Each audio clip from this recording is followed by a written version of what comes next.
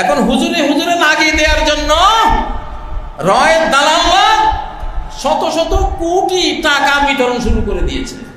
হুজুররা খান, আপত্তি নাই, কিন্তু খাইয়া কাজ করবেন কার? সূরা আনফালের 36 নম্বর আয়াতের মতো কাজ করবেন। ইসলাম থেকে সরাবার জন্য, ইসলামিক দেশে যাতে ইসলাম আসতে না পারে, আলেমরা মুসলিমরা ঐক্যবদ্ধ হতে না পারে, ঐক্যবদ্ধ না হলে তো আর ইসলাম আসলো না। তো ওই উদ্দেশ্যে তারা খরচ করতেই থাকবে। বাংলাদেশে এখন খরচ চলছে কিনা? খুব চলছে। বাসায়ুন ফাকুনা, খরচ তারা করবে কিয়ামত পর্যন্ত। রেজাল্ট কি? সুম্মা তাকুনু আলাইহিম হাসারাহ। তারপরে এই খরচ, হাজার হাজার কোটি টাকা যা খরচ করবে, এইটা তাদের বিরাট আফসুস আর হায় হুতাশ আর আক্ষেপ, দুঃখ বেদনার কারণ হয়ে যাবে। হাসরাতুন মানে হলো হায় মাতাম, হায় মাতাম, কি করলাম কি করলাম। বাংলাদেশের মাদ্রাসায় মাদ্রাসায় এখন টাকা বিতরণ শুরু হয়েছে, এক আলেমকে আরেক আলেমের বিরুদ্ধে লাগিয়ে দেওয়ার জন্য, এক হুজুরকে আরেক হুজুরের বিরুদ্ধে ব্যবহার করার জন্য, এক ইসলামী দলকে আরেক ইসলামী দলের বিরুদ্ধে ব্যবহার করার জন্য।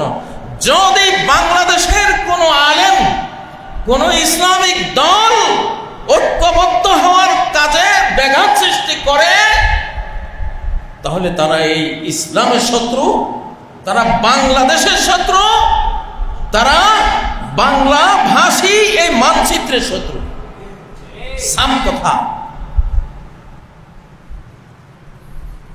রুহামাউ বাইনাহুম, পরস্পরে যারা আল্লাহকে চায়, মুহাম্মদ সাল্লাল্লাহু আলাইহি ওয়াসাল্লামকে চায়, মুহাম্মদ সাল্লাল্লাহু আলাইহি ওয়াসাল্লামের শাফাআত সুপারিশ চায়, মুহাম্মদ সাল্লাল্লাহু আলাইহি ওয়াসাল্লামের পতাকা তলে শামিল হয়ে জান্নাতে যেতে চায়, তারা উম্মাতুন ওয়াহিদা, এক জাতি। দলের চেয়ে দিন বড়, দলের চেয়ে দিন বড়। দল রক্ষা করতে গিয়ে দিন বরবাদ করবো, আর তোমার মতো গর্ধ পৃথিবীতে আর নাই। সবসময় দিনকে ঊর্ধ্বে রাখতে হবে। রুহামা, রহমতের আচরণ করতে হবে, মার্সিফুল আচরণ করতে হবে। যারা এই সময়ে বাংলাদেশে ইসলামী ঐক্য নষ্ট করার জন্য ইসলামের বাইরে, কোরআনের বাইরে কারো সাথে সখ্যতা করে, তারা অমুসলিমের বন্ধু আর মুসলিমের শত্রু। তারা মূর্তি পূজার বন্ধু, আল্লাহ পূজার শত্রু। তারা শয়তানের বন্ধু, রহমানের শত্রু। সে বুঝুক আর না বুঝুক, সাফ কথা। এখন অত্যন্ত জটিল, কুটিল এবং কঠিন এবং দুর্বোধ্য এই সময়ে সকল আলেমের কথা এক। সকল আলেমের কথা এক। কি সেটা? বাংলাদেশের এই মানচিত্র 47-এ ইসলামের জন্য নেওয়া হয়েছে, কোরআনের জন্য নেওয়া হয়েছে। আমরা সেই ইসলাম চাই, সেই কোরআন চাই। এর বাইরে এখন আর কোনো কথা আমরা শুনতে চাই না। যে শুনবে সে জাহান্নামে যাবে।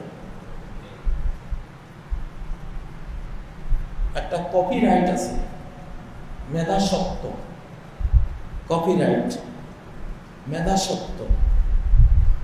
যেমন যে কোনো আবিষ্কার অর্জনের মেধা সত্য তার, ব্যবহারের সার্বিক অধিকার তার, প্রথম যে সেটা নিয়েছে।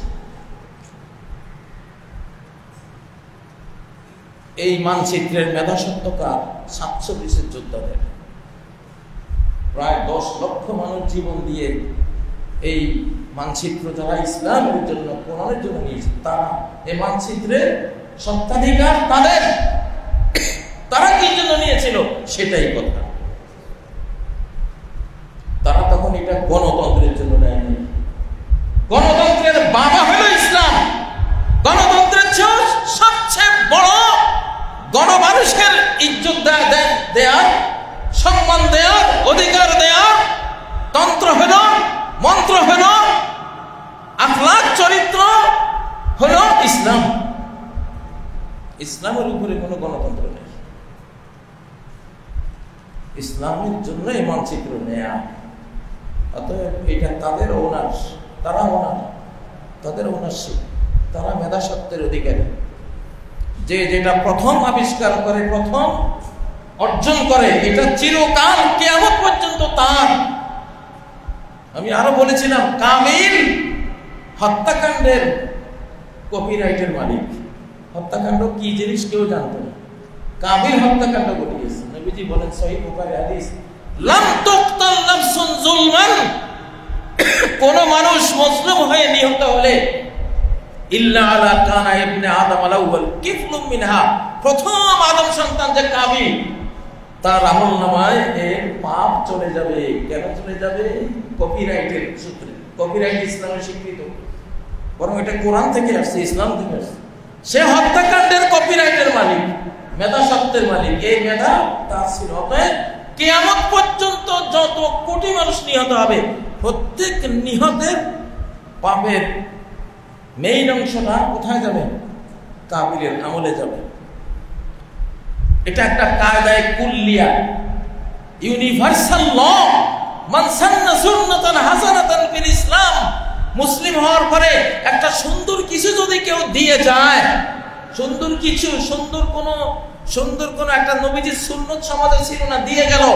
কোরআন শিক্ষা ছিল না, দিয়ে গেল। মুসলিমদের কোনো মানচিত্র ছিল না, দিয়ে গেল। সুন্দর জিনিস যে দিয়ে যায়, ফালাহু আজরুহা, সে এর পুরো সওয়াব পাবে। আজরু মান আমিলা বিহা ইলা ইয়াউমিল কিয়াম, কিয়ামত পর্যন্ত যত মানুষ এর সুবিধা ভোগ করবে, সবার সওয়াব সে পাবে। অতএব বাংলাদেশের বৈধ রাজনীতিবিদ হল ইসলামিস্ট যারা, তাদের সাথে মূল 47 যোদ্ধাদের মিল আছে, তাদের আদর্শে মিল আছে। তারা ওই আদর্শকে এদেশে দিতে চায়। তন্ত্র মন্ত্র এগুলি আল্লাহ তাআলা তুলে নিয়েছে, এগুলি নাই, এগুলি বাংলাদেশে এখন আর নাই। এগুলির পিছে যারা আপনারা ছুটবেন, নাই হয়ে যাবেন, নাই হয়ে যাবেন। এটা সংবাদ দিচ্ছি, বক্তৃতা দিচ্ছেন, এটা সংবাদ, যেটা আল্লাহ তুলে নিয়ে গেছেন, এটা নাই। এর পিছনে যারা যাবেন আপনারা নাই হয়ে যাবেন। তো ইসলামের সন্তানরা সবাই ইসলামের দিকে আসেন। ইসলামই তো জায়গা আছে,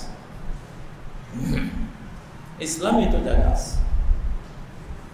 প্রথম রাজনীতি যারা করেছিলেন মুসলিম জাতির, নবীজি থেকে হিসাব করলে প্রথম রাজনীতি, প্রথম সুলতান, প্রেসিডেন্ট, রাষ্ট্রনায়ক মুহাম্মদ সাল্লাল্লাহু আলাইহি ওয়াসাল্লাম। কেমন লোকটা ছিলেন?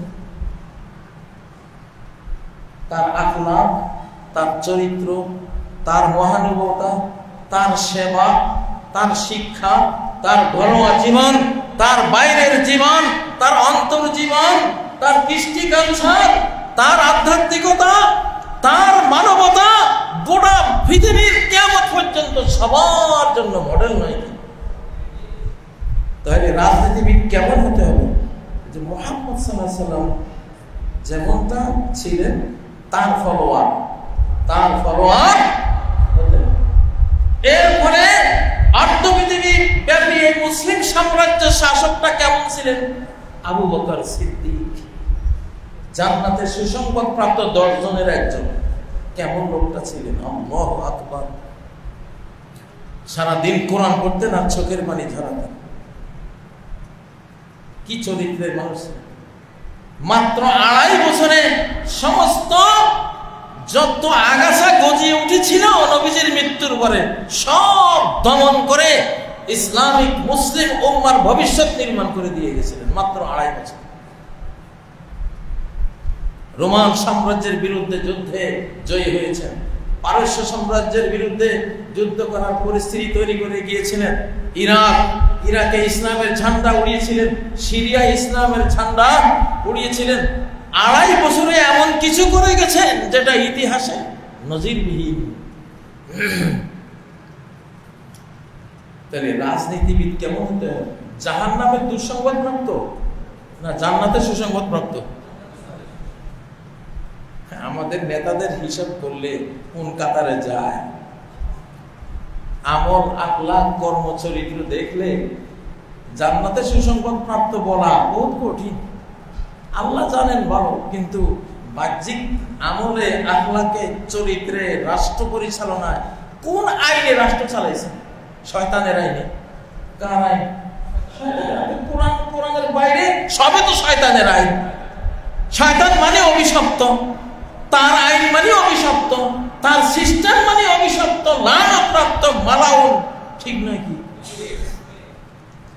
লানতের সিস্টেমে দেশ চালানোর কারণে এত মুসলিমরা আজকে এই দুর্গতি। আমাদের রাজনীতি কেমন হইতে হয়? জান্নাতি হইতে হয়, জান্নাতি মানুষ হইতে হয়। তার আখলাক দেখলে জান্নাতি বলে মনে হবে, তার মানবতা দেখলে জান্নাতি বলে মনে হবে, তার সেবা, তার শিক্ষা, তার কৃষ্টি কালচার দেখলে, তার ইনসাফ, আদালত দেখলে, মানুষের প্রতি তার দয়ালু ভাব দেখলে মনে হবে এই লোকটা জান্নাতি। ওমরের সাথে এক লোকের দেখা, সেই লোক জাহিলির যুগে ওমরের ভাইকে হত্যা করেছে। এখন সেই লোক তো সাধারণ পাবলিক, আর ওমর তো অর্ধ পৃথিবীর শাসন করতাম, ফুল পাওয়ার। ওই লোক ভয় পাচ্ছে, ওমর জানে কি করে, আমি তার বাইরে মারছি অন্যায় করে। সে বলতেছে, ওমর এখন তো তুমি রাষ্ট্রনায়ক, আমি তোমার নাগরিক, আমি তো তোমার ভাইরে মারছি, তুমি জানো, তুমি এখন কি করবো? এই ওমর ইনসাফ, আদালত, জাস্টিসের বাইরে এক কদম ওমর তোমার বিরুদ্ধে দেব না। তোমার আমার ভাই হত্যার কারণে ঘৃণা করতে পারি, কিন্তু ইসলামের ইনসাফ আমাকে বাধাগ্রস্ত করছে তোমার দিকে হাত বাড়ানো থেকে। কারণ জাহিলি যুগের সব হত্যাকাণ্ড বিদায় হজ্জের সময় নবীজি বলে গেছেন, আমি পায়ের নিচে সব পিষ্ট করে গেলাম, এগুলো নিয়ে আর কেউ কথা বলবে না।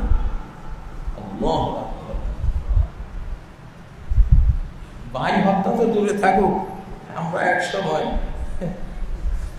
একটা ওনার বিষয় নিয়ে একটা কথা বলছি, হ্যান্ডকাপ হাজার হাজার মানুষ গুম হয়ে গেছে।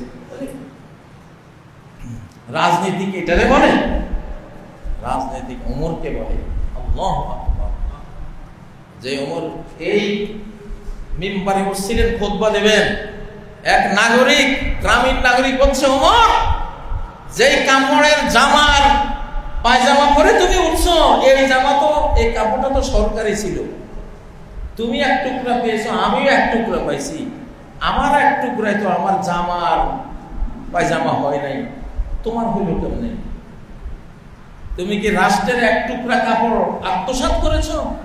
তুমি কি আত্মসাৎকারী? তাহলে খুতবা পরে দিবা, আগে আমার কাছে জবাব দাও যে এই এক টুকরা বাড়তি কই পাইছো তুমি?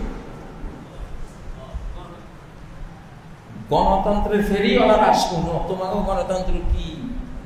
হ্যাঁ, তোমাকে গণতন্ত্র হইল উনি আসবে, গোটা ঢাকার রাস্তাঘাট সব বন্ধ। হ্যাঁ,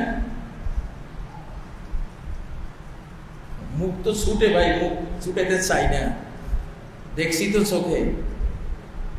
হ্যাঁ,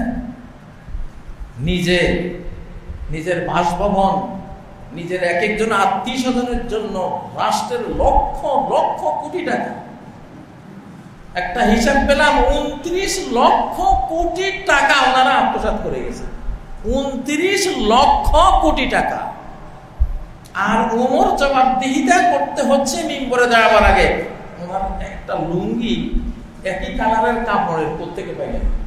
তো ওমর বলছে, তখন ওমরের ছেলে আব্দুল্লাহ ওই মসজিদে ছিল। আব্দুল্লাহ উঠে দাঁড়িয়ে বললেন যে আমি উত্তর দিচ্ছি, আসলে ওই এক টুকরায় আমার বাবা পেয়েছেন, এক টুকরা আমিও তো পেয়েছি।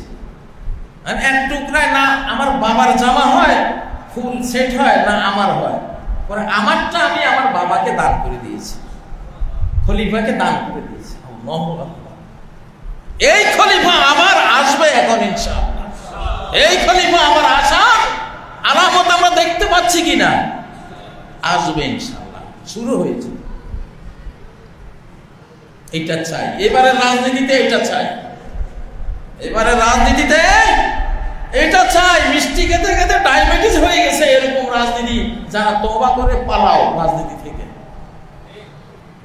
ওই রাজনীতিক চাই আবু বকরের স্ত্রী 1 মাস একটু একটু পয়সা জুগিয়ে প্রেসিডেন্ট সাহেবকে দিলেন যে আমাকে একটু মিষ্টি খাওয়া, ওই এইটুকু তোমার তাহলে বাড়তি তুমি করতে পারছো, আমি আল্লাহর কাছে কি জবাব দেব কিয়ামতের ময়দানে? এটা জনগণের সম্পদ, এইটুকু জনগণের ট্রেজারিতে জমা করে দিয়েছে। এই খলিফা আসবে এখন ইনশাআল্লাহ। আর কাউকে এখন রাজনীতি করতে দেওয়া হবে না ইনশাআল্লাহ, দেওয়া হবে না বলছি। আকাশ অ্যাকশনে আছে। কে অ্যাকশনে আছে? আকাশ।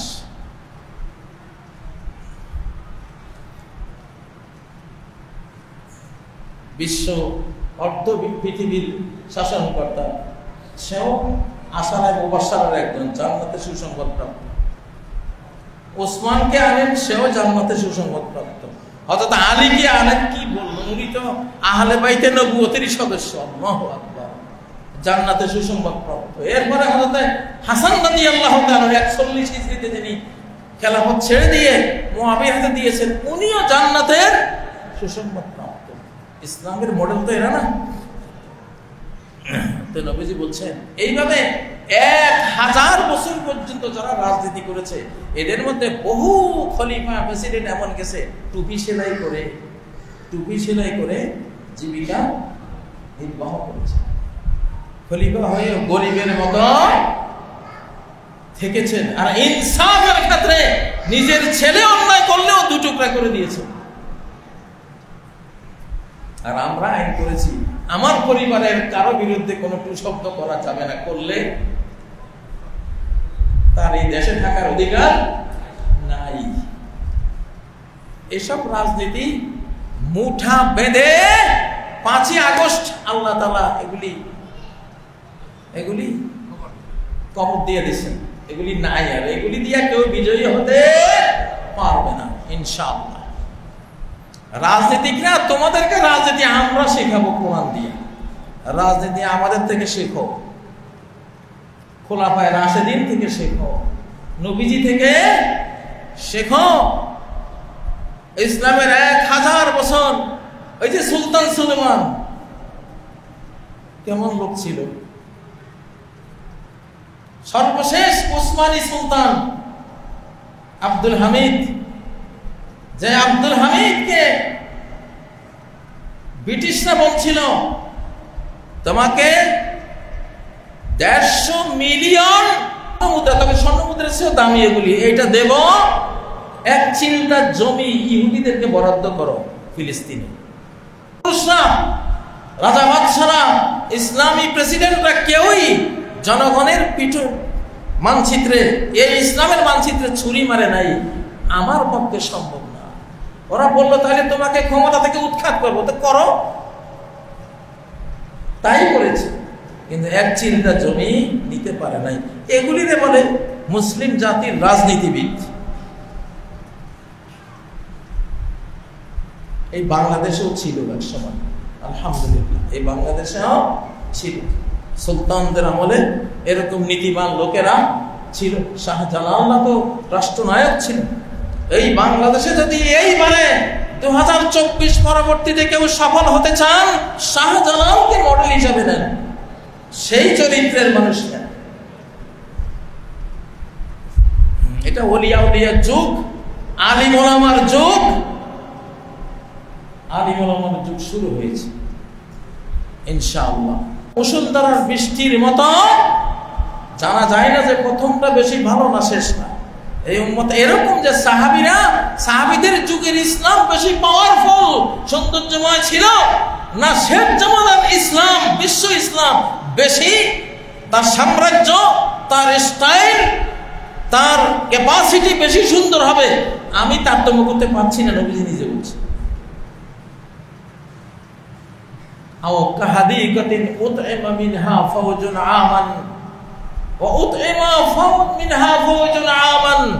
অথবা মনে করো একটা বাগানে প্রথম এক দলকে মেহমানদারি করা হয়েছে, সবার শেষে আরেক দলকে মেহমানদারি করা হয়েছে।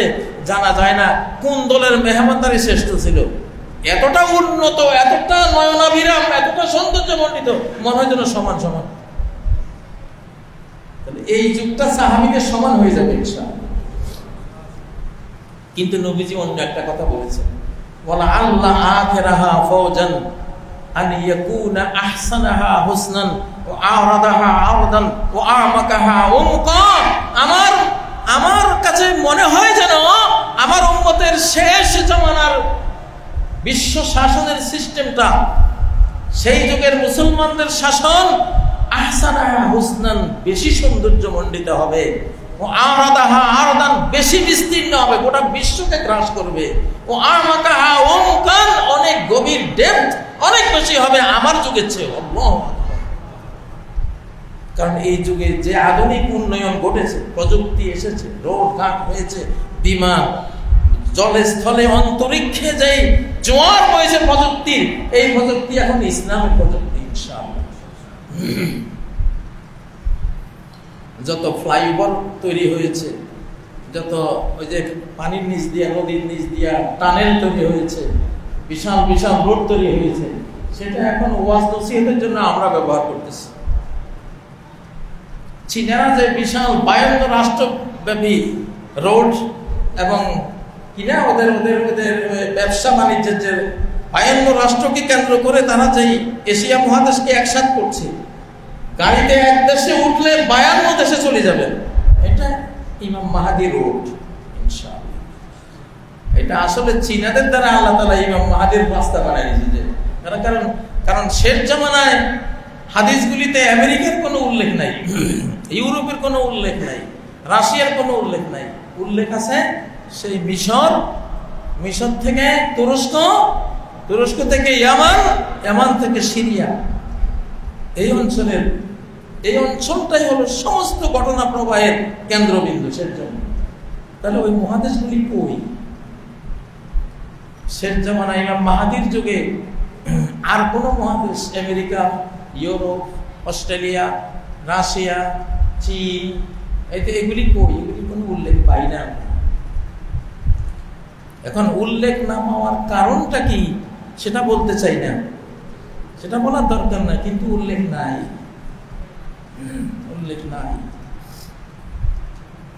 পৃথিবী কোথা থেকে কোথায় যাবে, কি হবে, পৃথিবীর মালিকই তো জানেন।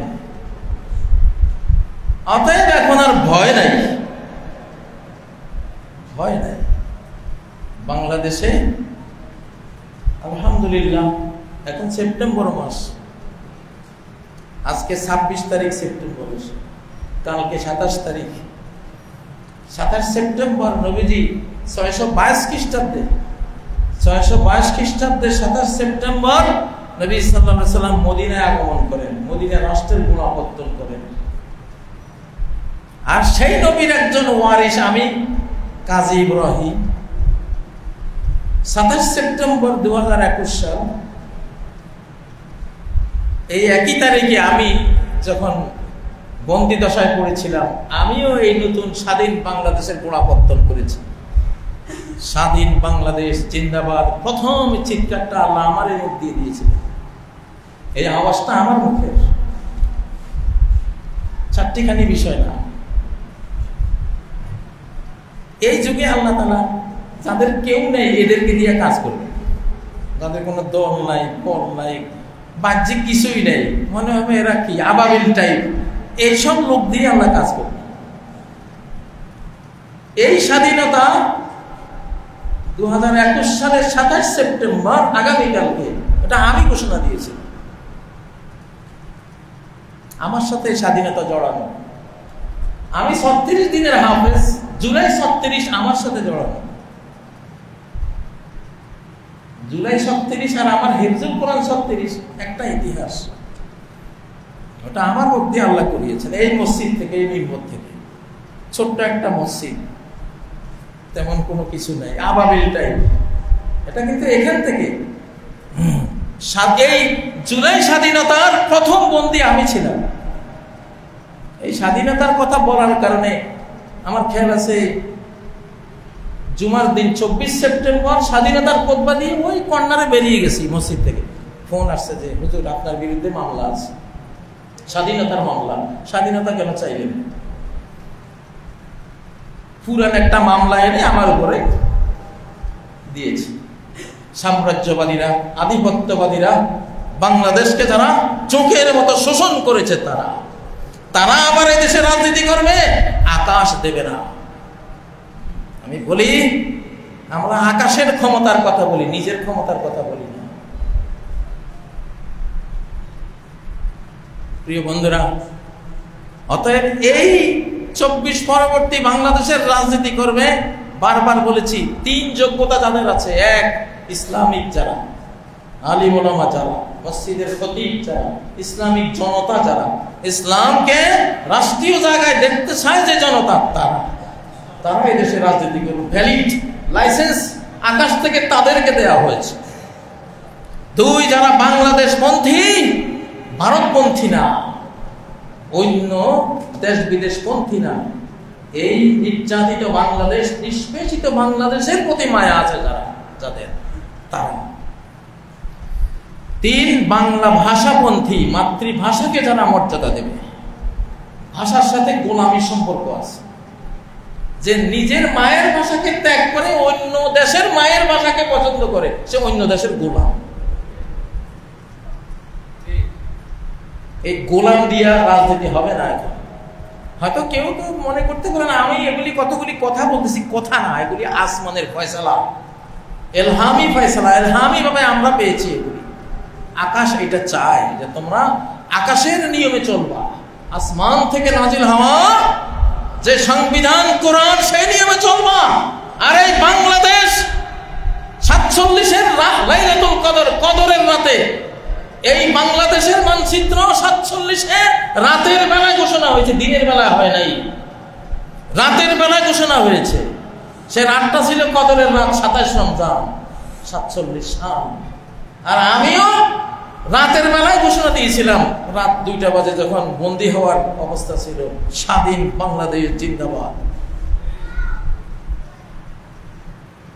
ইতিহাসটা আমার সাথে জড়ানো মানে আলেমদের সাথে জড়ানো, আমার সাথে জড়ানো মানে হাফেজদের সাথে জড়ানো, আমার সাথে জড়ানো মানে মুসল্লিদের সাথে জড়ানো।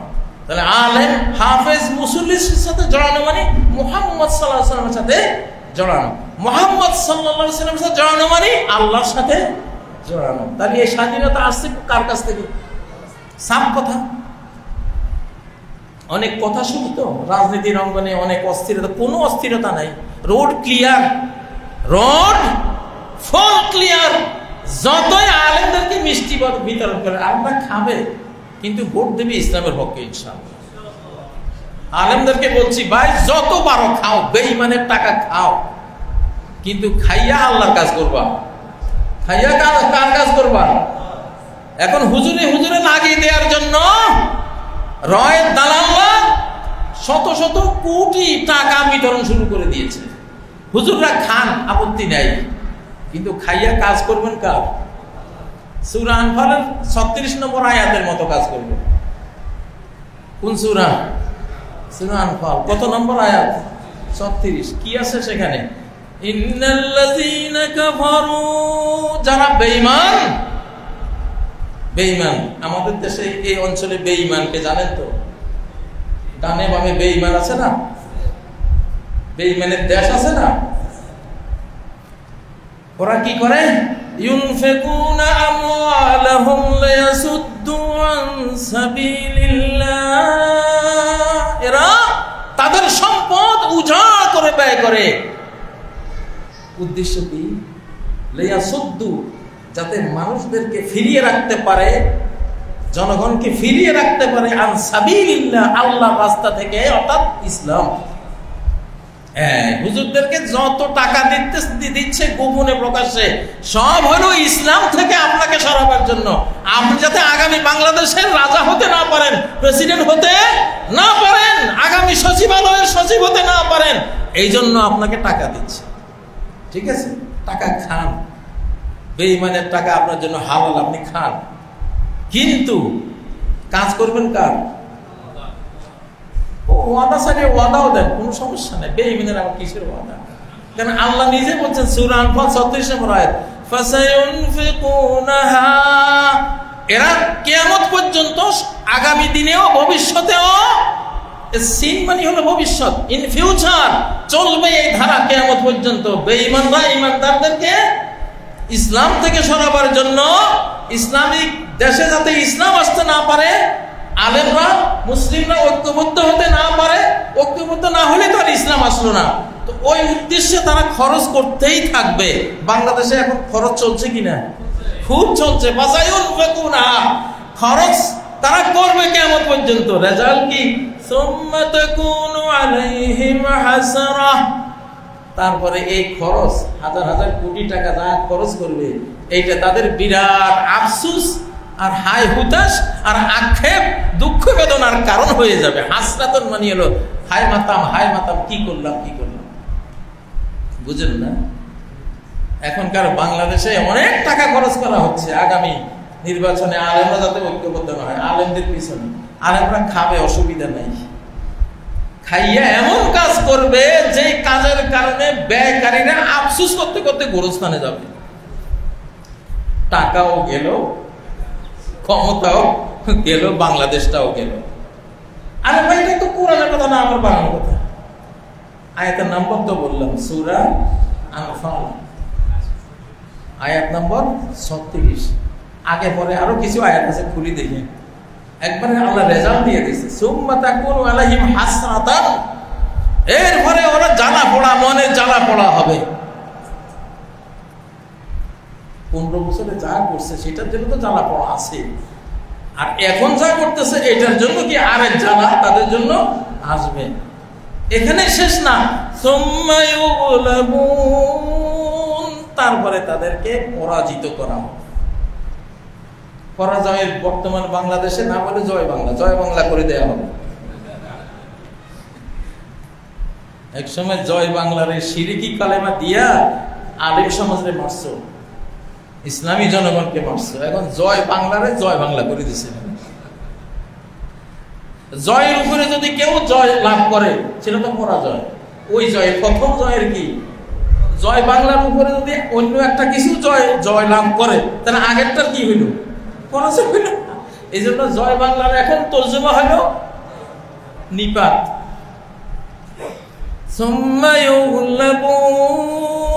পরে এদেরকে পরাজিত করা হবে। এখানে শেষ না।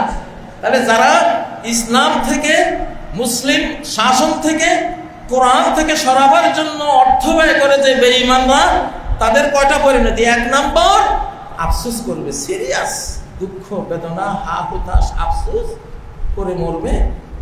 2 নম্বর, ইউগলাবুন, তাদেরকে পরাজিত করা হবে। এই অর্থ দিয়ে কিছুতে তারা বিজয়ী হতে পারবে না। আমি দেখতেছি মনে হয় যেন বাংলাদেশের রেজাল্ট আল্লাহ দিতেছেন এই আয়াতের মধ্যে। এইটাই ঘটবে সামনের ঘটনাগুলিতে ইনশাআল্লাহ। এখানেই শেষ না। 3 নম্বর, ওয়াল্লাযীনা কাফারু ইলা জাহান্নামা ইউহশারুন। আর এই বেঈমানদেরকে আল্লাহর ধরা জাহান্নামের দিকে গ্যাদারিং করে ওখানে স্তূপ করে ফেলে দেয়া কবিশগুলিরে। কেন? আমার ইসলাম থেকে সরাবার জন্য আমার দেয়া অর্থ, আমার দেয়া সম্পদ ব্যয় করলি কেন? এই আয়াতের মধ্যে যেন আগামী বাংলাদেশের একটা চিত্র দেখাচ্ছে, আলহামদুলিল্লাহ। তাহলে এখন যারা ভাবছেন এবার টাকা পয়সা দিয়ে আলেমগুলিরে ছিন্ন ভিন্ন কইরা আপনি একটা রেজাল্ট পাবেন না। যেটা পাবেন সেটা হলো আপনার কান্নাকাটি, আফসোস, নয়নাশ্রু বিসর্জন, আর কি? আর হইল পরাজয়, আর কি? জাহান্নামের রেজাল্ট, জাহান্নামের পরিণতি। এইটা হবে বলে দিলাম। অতএব এই দুঃখী আর এই কিনা কয় পরাজিতদের কাতারে কেউ যাবেন না। ইসলামের সন্তান ইসলামে চলে আসে। ইসলামের সন্তানরা, যুগ বদলে গেছে, এখন ইসলামের যুগ এসে গেছে। আপনি আগে যে দল করেছেন করেন, এখন ইসলামের সাথে যোগ দেন, ইসলামের সাথে যোগ দেন ইনশাআল্লাহ। অতীতে এই দেশে যে দলগুলি ছিল তারাও ডানপন্থী মুসলিম দল ছিল, ডানপন্থী মুসলিম দল ছিল। সেই জিয়াউর রহমান বলেন, সেই প্রেসিডেন্ট এরশাদ বলেন, তাই না, মোশতাক বলেন, না আমার বেশি দিলাম না, অতীতে সামনে পিছনে এরা মোটামুটি সবাই কি ছিল, অধিকাংশরাই ডানপন্থী মুসলিম ছিল। আপনি যত অপরাধই করেন, আপনি খাঁটিভাবে ইসলামের দিকে আসলে ক্ষমার ব্যবস্থা আল্লাহ আকাশ থেকে করবেন। এটা হলো কথা। কেউ ওই হায় আফসোসকারীদের কাতারে যাবেন না। এখন আর পৃথিবীতে সময় নাই, সময় নেই। সময় হলো দ্বীনের ঝড় গতিতে দিন আসবে, হাইপারসনিক গতিতে ইসলাম আসবে। কিছু বুঝে উঠতে পারবে না মানুষ যে কিতে কি হয়ে গেল। এইভাবে আসবে মিন হাইসু লাম ইয়াহতাসিবু।